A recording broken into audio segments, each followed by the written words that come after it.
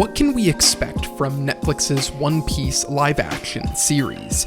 Many anime fans, I think, expect it to be bad.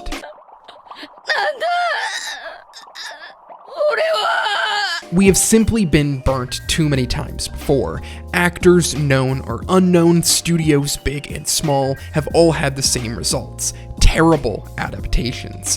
While I'm apprehensive to support any live action these days, there is still a part of me that hopes that one of these adaptations will succeed. I'm an anime fan after all, and the life of an anime fan is one based in adaptation. It doesn't help that Steve Maeda and Matt Owens, the series showrunners, have an uphill battle from the start. If you compiled a list of the most difficult manga to adapt into live action, One Piece would rank near the top for its varied characters with over 1,000 named characters, and likewise its length, as the story is now over 1,000 chapters long. In addition, One Piece's action sequences and power systems make it all the more difficult for the production. The source material itself poses problems, and so does the fan base. I mean, look at the backlash Amazon's Wheel of Time series received, and I don't see One Piece fans being any easier to please. If this show doesn't give fans what they want, I fully expect the fan base to detest it for the rest of time. But maybe I can temper our expectations. With the success of video game adaptations taking off, I don't think we will see anime adaptations slow down anytime soon. So what are some things the production staff should focus on if they want to make this One Piece adaptation work? The most obvious place to start, and one that every anime adaptation has failed at so far, is characterization. No version of One Piece will work if you don't properly depict Luffy and the Straw Hats. Luffy in particular blends humor and intensity in a way that will prove difficult to bring to life.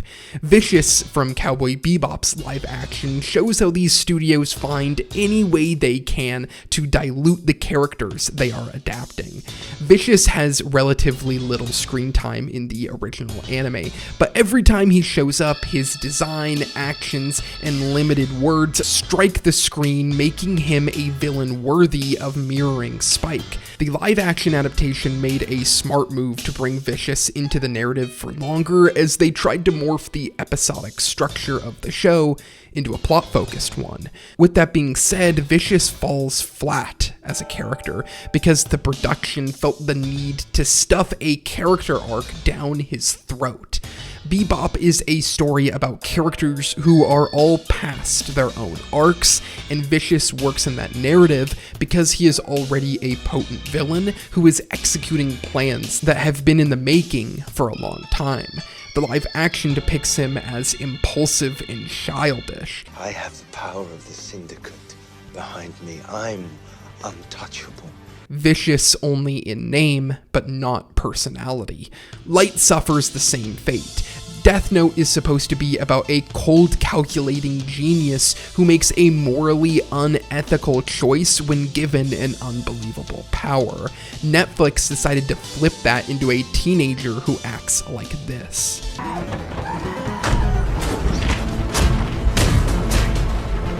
When it comes to turning badass characters into laughable ones, Western live-action adaptations of anime have you covered. I worry that the Straw Hats will get similar treatment. Few of them go through major character development, but all have nuances that are explored through their backstories and interactions. The history of each character comes up organically from island to island. It will be tempting for the showrunners to inject character histories early on and at the same time have Luffy learn how to be a hero, but to do so would be to improperly convey who these characters are. Everything we have seen from the cast so far gives me no reason to worry about their camaraderie and abilities to make them feel like a connected crew. It is the understanding from the showrunners in studio that worries me. Will they force Luffy and the rest to learn how to be heroes, or will they let them exist as nuanced characters from the start, and let the edges of those characters come into focus over the course of the seasons?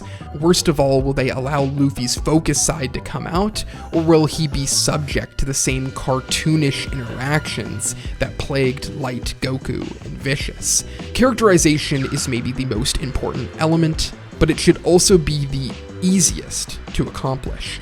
It all starts with an understanding of why the characters work in the first place and a willingness to not change who they are.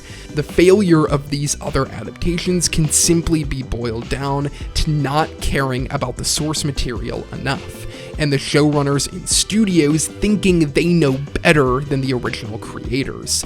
So far, it seems that Maeda and the entire staff truly care about One Piece, so as far as characterization is concerned, they should be able to break through.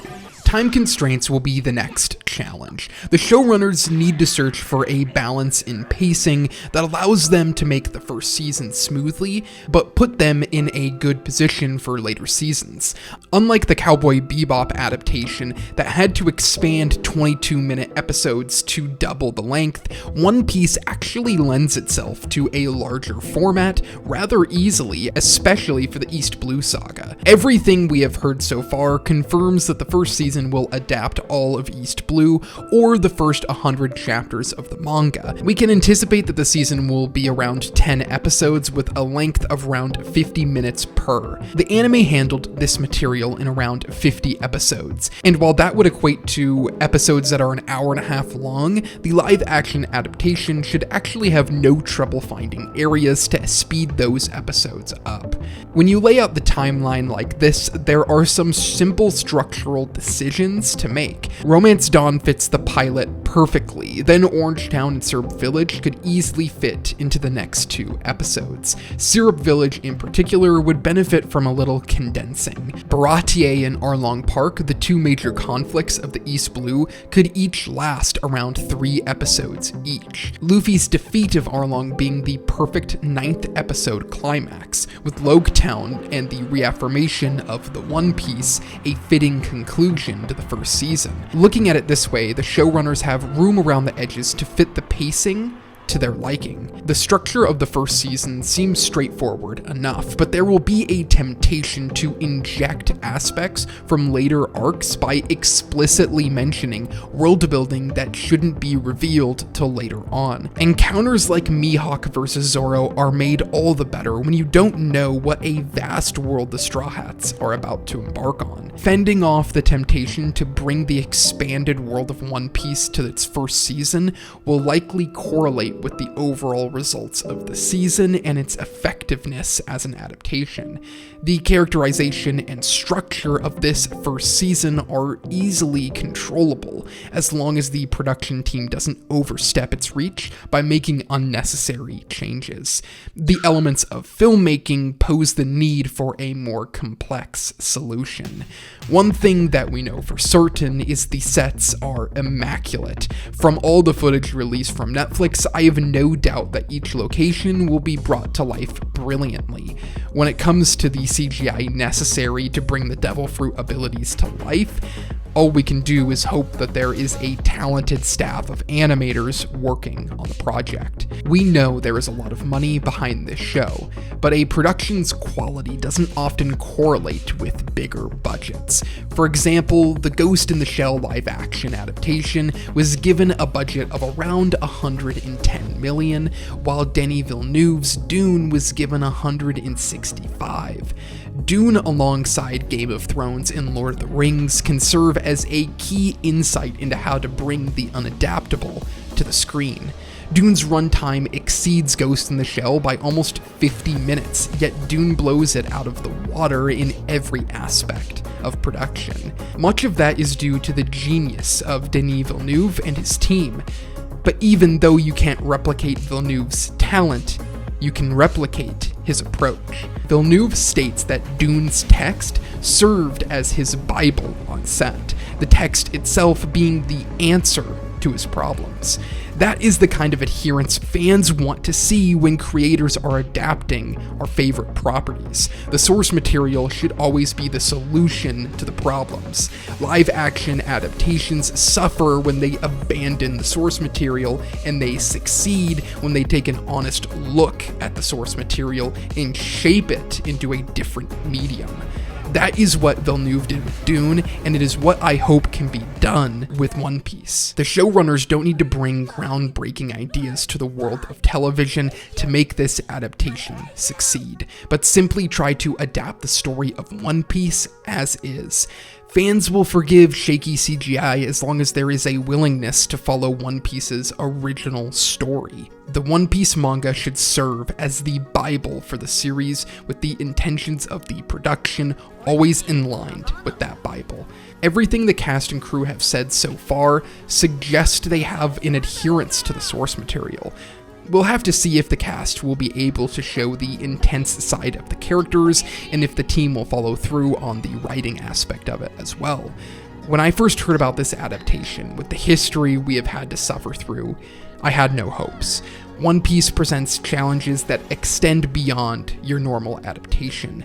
But after breaking down how Maeda can approach the East Blue Saga, good results seem plausible. One Piece fans should expect proper characterization, with pacing true to the source material and lived-in sets and world building, because we deserve nothing less. If those things are not given to us, then rightfully we should throw this show in the trash. But if the production staff is able to pull it off, then we may see the first example of a successful live-action anime adaptation. And after that, the real challenge for the staff will come as the cast of characters multiplies, arcs get longer and more complex, and character designs get even more outrageous.